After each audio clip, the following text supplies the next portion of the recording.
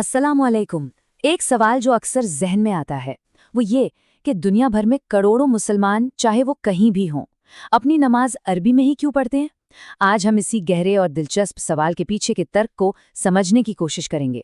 तो सवाल बिल्कुल साफ है, नमाज के जो तयशुदा हिस्से हैं वो सिर्फ और सिर्फ अरबी में ही क्यों पढ़े जाने चाहिए।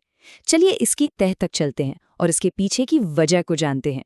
तो फिर इस नियम की बुनियाद क्या है?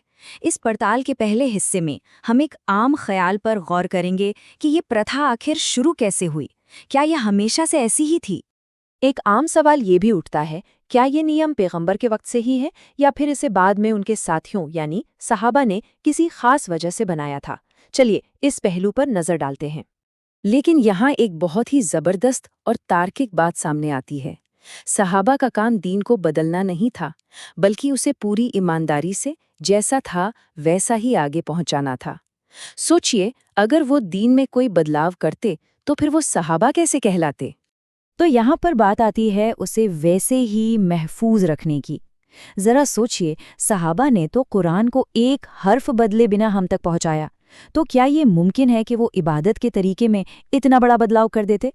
ये तो उनकी असल जिम्मेदारी के बिल्कुल खिलाफ होता है ना। अच्छा, तो अगर ये नियम सहाबा ने नहीं बनाया तो फिर ये आया कहाँ से? इसका जवाब छिपा है कुरान की अपनी भूमिका में। चलिए अब मामले के बिल्कुल दिल तक पहुंचते हैं। देखिए, इसे समझने की सबसे बड़ी चाबी ये जानना है कि नमाज के तयशुदा हिस्से असल में हैं क्या। ये कोई आम दुआएं नहीं हैं, बल्कि ये सीधे सीधे पवित्र कुरान की तिलावत है, यानी खुदा के अपने शब्द। और यहीं पर जो लॉजिक है वो एक चेन की तरह जुड़ता चला जाता है। देखिए, पहला, नमाज में कुरान पढ़ना फ़र्ज़ है। दूसरा, कुरान अरबी में नाजिल हुआ, तो आखिरी नतीजा क्या निकलता है? यही कि कुरान को उसकी असल ज़बान यानी अरबी में ही पढ़ा जाना चाहिए। इसको एक बहुत ही आसान मिसाल से समझते हैं। देखिए, जब कोई कहता है कुरान पढ़ो तो उसका सीधा मतलब होता है कि उसका अरबी टेक्स्ट पढ़ो, है ना। अगर किसी को तर्जुमा या अनुवाद पढ़ने के लिए कहना हो तो उसे साफ साफ कहना पड़ेगा कुरान का तर्जुमा पढ़ो। ये बात तो भाषा में ही छुपी हुई है।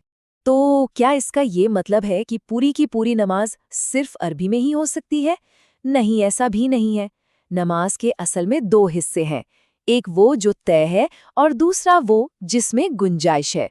आइए समझते हैं कि ये नियम कहाँ लागू होता है और कहाँ नहीं।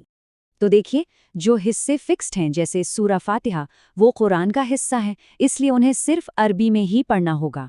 लेकिन जो हिस्से ऑप्शनल हैं जैसे कि हमारी अपनी दुआएं या तस्बीह, वो हम किसी भी ज़बान में कर सकते हैं जिसमें हमारा दिल लगे। तो ये समझना बहुत ज़रूरी है कि अरबी की ये जो शर्त है ये सिर्फ और सिर्फ कुरान की तिलावत तक ही है। खुदा से जो हमारा पर्सनल कनेक्शन है, हमारी अपनी दुआएं, हमारी तारीफ़ें, वो सब हम अपनी ज़बान में अपने दिल से कर सकते हैं। तो सवाल ये है कि आखिर इस सब का मकसद क्या है? अब हम आखिरी हिस्से में इस नियम के पीछे की गहरी आध्यात्मिक वजह को समझेंगे, यानी खुदा की फरमाबरदारी का मकसद और उसकी भेजी हुई किताब की ज़बान की अहमियत।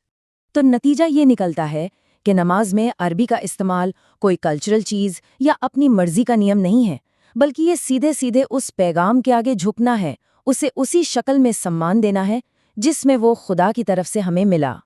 और ये आखिरी बात तो जैसे इस पर मोहर लगा देती है। ये कोई इंसानों का बनाया नियम था ही नहीं कि उसमें कोई बदलाव हो सके। सोचिए, जब खुद पैगंबर इसे नहीं बदल सकते थे तो सहाबा की तो बात ही क्या है। ये तो सीधा खुदा का हुक्म था। तो इस चर्चा के आखिर में हम एक बड़े सवाल पर आके रुकते हैं। क्या इबादत की ये एक ज़बान दुनिया भर के मुसलमानों को एक धागे में पिरोने का एक जरिया है? एक ऐसी आवाज़ जो हर रंग, हर मुल्क, हर नस्ल के लोगों को एक साथ जोड़ देती है? इस पर गौर ज़रूर कीजिएगा।